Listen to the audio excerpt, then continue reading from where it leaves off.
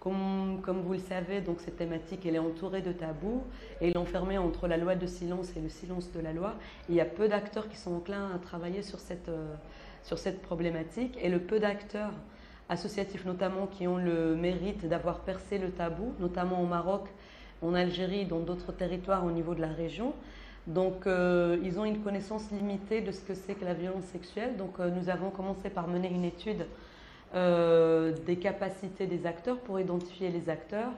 leur initiative, leurs forces, mais aussi leurs besoins en renforcement de capacité en lien avec cette thématique. Donc pour revenir un peu au tissu associatif, notamment marocain, donc le tissu associatif marocain qui travaille dans le domaine de la protection de l'enfance,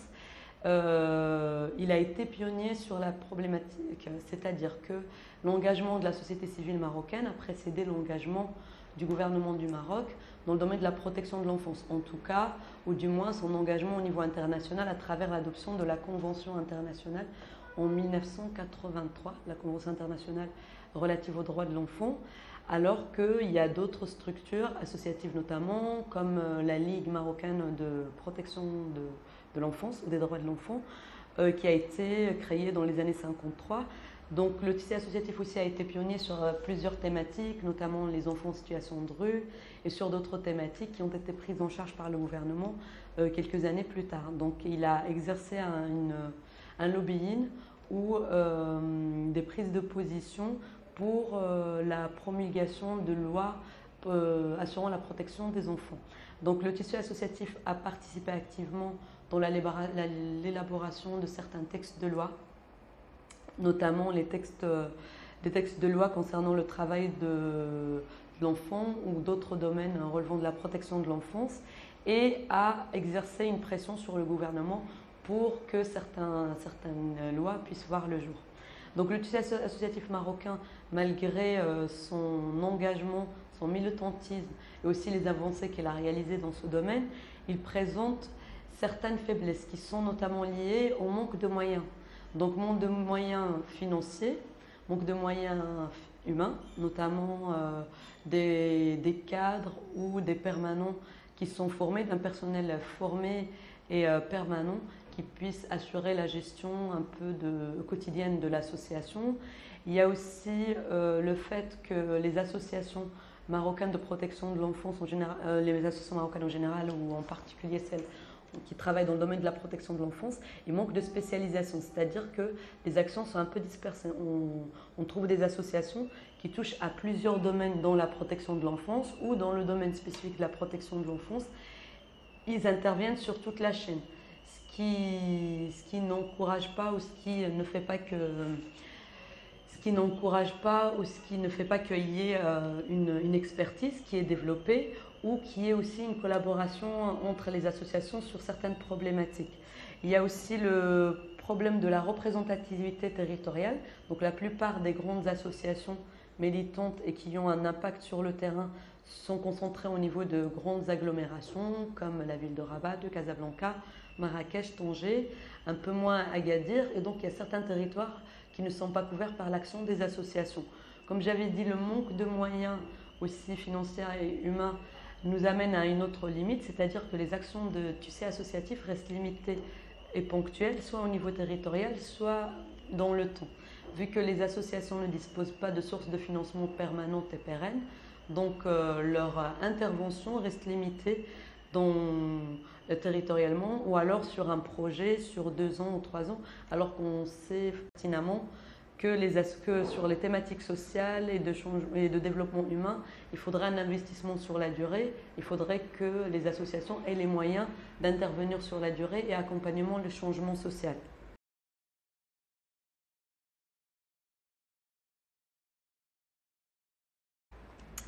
Donc pour revenir, il y a aussi une autre limite au travail associatif, notamment au niveau du Maroc, c'est le travail en réseau, c'est-à-dire des réseaux,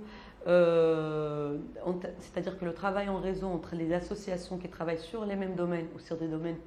complémentaires est quasi inexistant. Donc la notion de travail en réseau ou de mutualisation des pratiques associatives au niveau du Maroc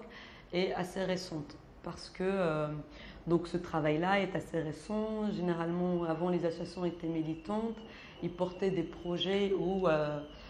en tout cas, il n'y avait pas assez d'acteurs qui intervenaient, alors qu'au jour d'aujourd'hui, il y a 30 000 ou 40 000 associations qui interviennent, ce qui développe un certain esprit compétitif ou concurrentiel entre les actions des associations au niveau sur un territoire donné ou sur une thématique donnée. Pour revenir au travail en réseau, notamment, donc du coup, pour ce qui est de notre approche à nous, avant de parler un peu de l'approche de TIS ou de la complémentarité avec le TIS, nous on essaye de promouvoir un travail en réseau au niveau territorial, c'est-à-dire entre plusieurs acteurs au niveau d'une territorialité pour assurer un mécanisme ou un protocole de prise en charge concerté et intégral de l'enfant allant de la prévention jusqu'à la prise en charge et la réinsertion professionnelle, et aussi une mise en réseau, on va dire thématique, c'est-à-dire entre acteurs qui interviennent sur la même thématique pour développer tout ce qui est le partage d'expériences et d'expertise et l'échange un peu d'expériences entre les acteurs sur une même thématique. Donc pour ce qui est un peu de notre, on va dire, partenariat ou notre intervention un peu dans le cadre ou la logique un peu réseau, le concept de réseau promu par le TIS, qui est différentes pratiques en différentes sud, qui est promu par le TIS. Donc ce concept est assez intéressant parce que le TIS met à la disposition d'acteurs qui interviennent sur la thématique de protection de l'enfance des pratiques qui sont promues au niveau de d'autres pays ou au niveau du territoire. C'est-à-dire qu'il essaye de mettre en commun des acteurs intervenant sur une thématique ou qui ont on va dire des centres d'intérêt communs et essaye de promouvoir un échange ou des échanges de pratiques ou de compétences sur des thématiques d'intérêt pour ces acteurs-là, que ce soit au niveau national, par exemple au niveau du Maroc, ou au niveau régional, en mutualisant un peu les pratiques. On se rejoint avec le TIS sur son concept réseau, sur le fait qu'on intervient au niveau régional, parce que comme j'avais dit, Acting for Life et Aman intervient au niveau régional, parce qu'au niveau d'une région, par exemple au niveau de la région Afrique du Nord et Moyen-Orient, il y a, malgré les spécificités un peu des pays, il y a un dénominateur commun qui reste culturel au niveau le niveau de développement économique, la langue, etc. Mais l'intérêt, c'est qu'en fonction de certaines spécificités, les acteurs ont développé des expériences ou des expertises différentes dans des domaines complémentaires. Et le fait un peu de promouvoir un échange sud-sud, justement, encourage ces acteurs à intervenir